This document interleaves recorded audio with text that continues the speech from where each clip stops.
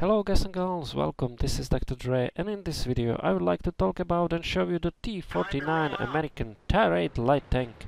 So here I am on a map called Redshire. This is a Tier 10 battle. I have decided to go to the right side and grab a bush and do something from that spot, either like spot the enemy tanks or do some damage. So this tank was considered to be an upgrade over the M41 Walker Bulldog. It is pretty much a Walker Bulldog chassis with the turret was a bit enlarged, so it could fit in a 90mm gun, which you can equip on this tank even in the game. It is the stock gun on this machine. But I am playing here with the 152mm gun, and the turret name that can fit that gun is XM551 something, and the 551 designation hints that this is pretty much the turret from the Sheridan tank, which participated in the Vietnam War, when I am not mistaken.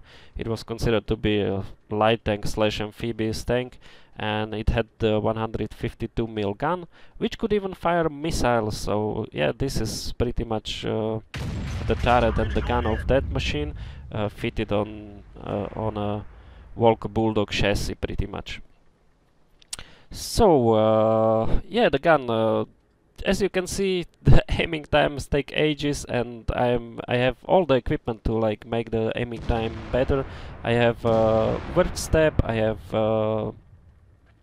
what do I have?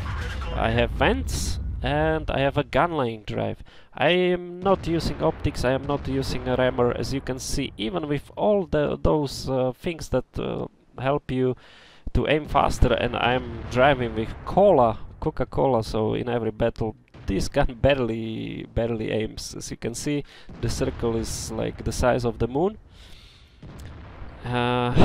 And yeah, to do the damage or to do full damage, you pretty much need to penetrate your targets, which is with the penetration that the gun has, like 74mm or something like that. It's not really like you won't pen much of your shots, that's for sure. You have three types of rounds. Pretty much the rounds I am using are the standard ones, like 74 penetration when I'm not mistaken, and 910 damage if you pen. If you don't, you will deal something like 300-400 damage, depends on how much splash or how thick was the armor on the Taji tank. So yeah, 345, 320, those are the usual hits. So DPM wise, if you don't pen and you only can fire 2.6 shots per minute, it is not very good.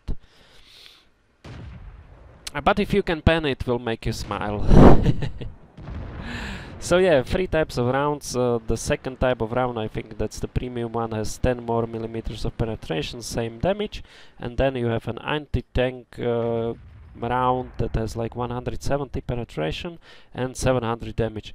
I don't know if that round deals any damage if you do not pen, because that kind of makes sense. Like if you ever play the M4 Sherman, and if you load the premium round, if you do not pen your target, then you deal 0 damage pretty much.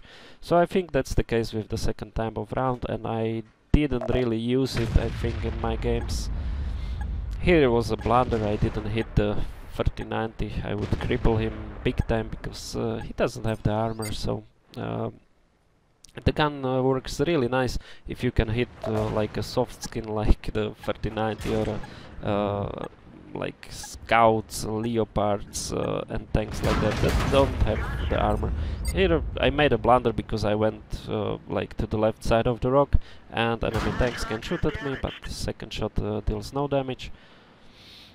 So 2000 damage already done, which is quite nice. It will be more. And what else can be said? The view range is really nice, 400 meters, but as you cannot really use the optics, or you can, but that would even make the gun more unreliable. So I'm not using optics, I'm not using rammer, so the view range is a bit worse than what I have on other light tanks. So pretty much you can play like a support tank. Sniper not so much, even though you can like fire from a distance and hit something, but this is not a sniper. It is like a support tank. It can scout for itself, of course, but you need a really good crew to make this work. Camo rating is probably a bit worse than, for example, the VZ132 or the RU251, other light tanks, because this machine is a bit taller, but it is still a light tank, so it won't be like that bad. As you can see, the mobility is really nice. Everything. This was a nice hit. 989 damage into the side of the Object 140. So yeah, if you can make those kind of shots, then you will be doing great results in this machine. If you cannot do such shots and you have to like reload 22 seconds to deal 300 damage, then it is not like really worth it. You can play like a medium tank if you like to do that kind of damage, and you do not have to wait 22 seconds or 20 seconds depending on the equipment you have on this machine. So this was like another close to 900 damage shot on the CDC, which doesn't have the armor. Here I see the E50 is coming. I could have reversed probably fully because there is like a wreck there, but I'm close to reload and I will take the shot. And yeah, it was not really worth it because I didn't bend the sight of the E50. So that was only 280 damage dealt.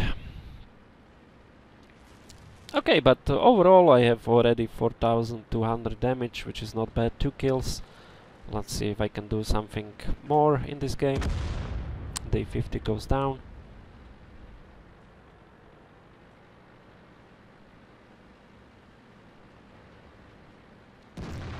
So let's see if I can get that FV. Just noticed that the FV could one-shot the IS-4 and the IS-7 because yep, he's looking here and I was trying to reverse. I did some damage, so it's now 5000 damage something, and he even caught fire, so I killed him. But he decided to like shoot at me instead of the IS-7 and the IS-4. He shot the hash round, so he could like kill the IS-7 or the IS-4, but he decided to kill me. So yeah, that's the end of my ride. Still a very nice game. Lots of damage and some action in the T49.